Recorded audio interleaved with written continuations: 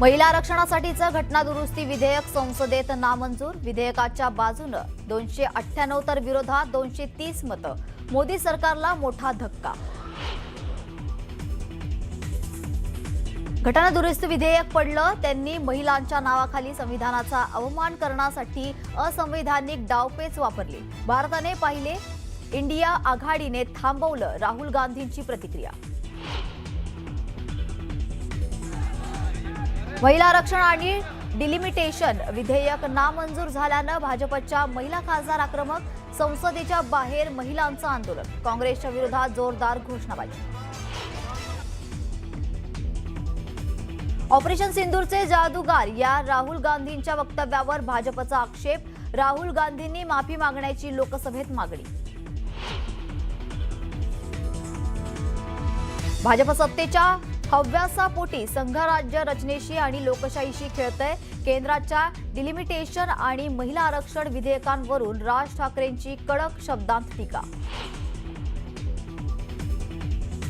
भोंदू अशोक खरातचा निकटवर्तीय जितेंद्र शेळकेंचा अपघाती मृत्यू। छत्रपती संभाजीनगरहून शिर्डीच्या दिशेने जाताना समृद्धी महामार्गावर भीषण अपघात। अनेकांकडून अपघाताची शंका व्यक्त।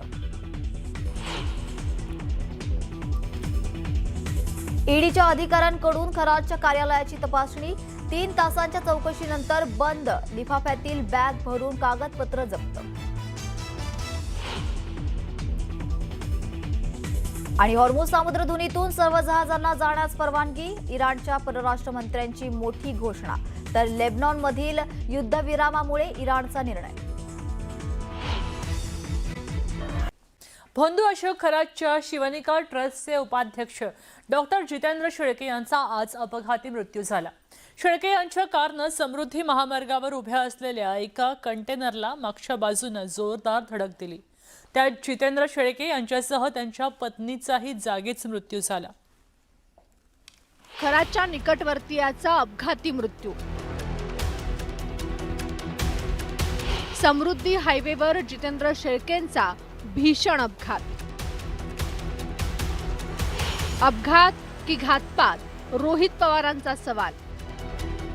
माहिती दाबायचं हा जर एक नवीन प्रकार जर या सरकारमधल्या काही लोकांकडून होत असेल तर हे योग्य नाही। तुम्ही तपास करा। नाही, मी अपघाती मृत्यू म्हणणार नाही। त्या गाडीचे ब्रेक फेल करून अशा पद्धतीनं त्याला संपवण्यात आलेलं असावं। भोंदू खरातचे निकटवर्तीय डॉक्टर जितेंद्र शेळके यांचं अपघाती निधन झालंय।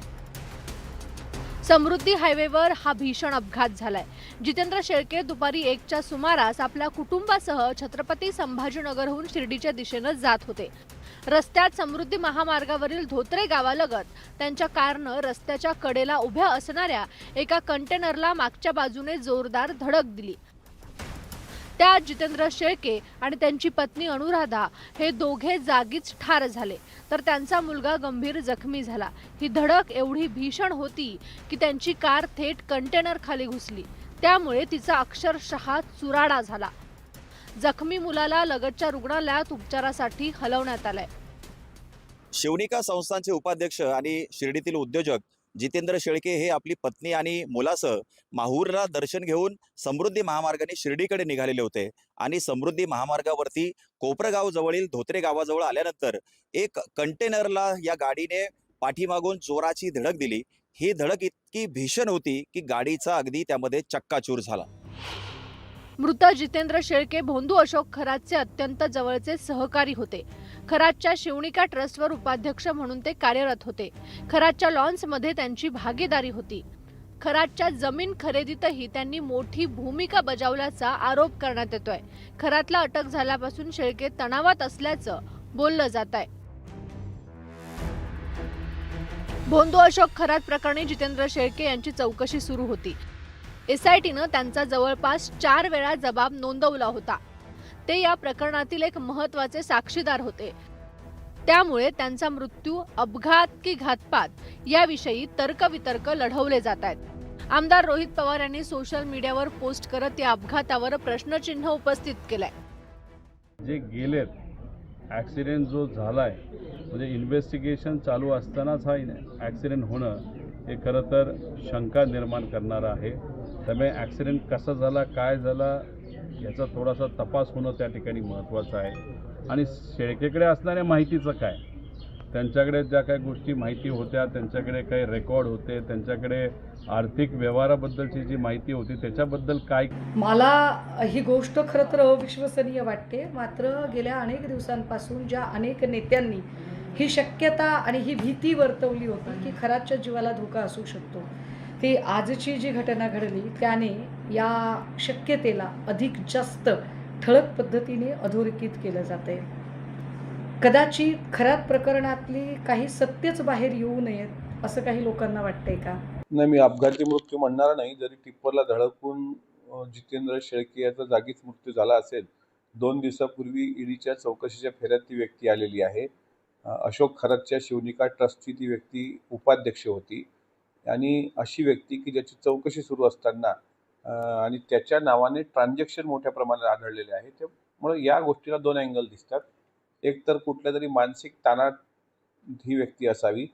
एकूणच या प्रकरणाच्या बाबतीमध्ये गेल्या महिनाभरापासून मला असं वाटतंय की आज जो काही अपघात झाला आहे हा अपघात आहे.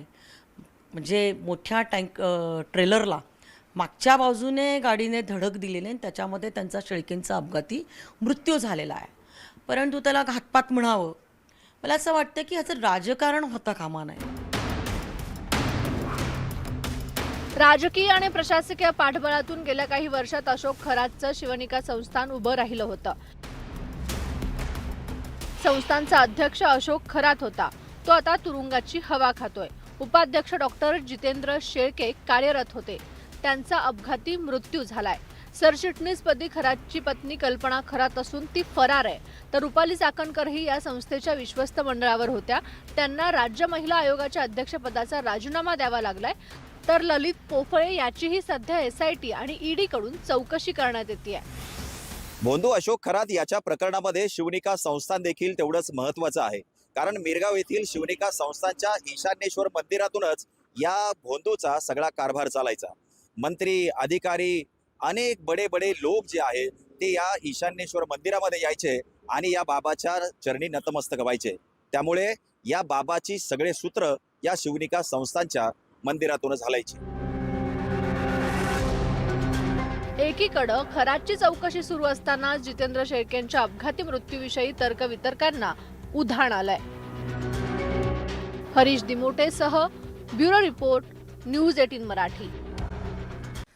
अमरावतीच्या परतवाडा इथल्या लैंगिक शोषण प्रकरणी राज्यभरात खळबळ झाली आहे. मुलींना प्रेमाच्या जाळ्यात ओढून त्यांचं लैंगिक शोषण आणि त्याचबरोबर अश्लील व्हिडिओ व्हायरल केल्याप्रकरणी आता अयान अहमद या नराधमाला अटकही केली गेली आहे. आता या प्रकरणी धक्कादायक खुलासा झालाय आणि मित्रासोबत लागलेल्या एका पैसेमुळे या सगळ्या स्कॅन्डलचा पर्दाफाश झालाय हे समोर आलंय.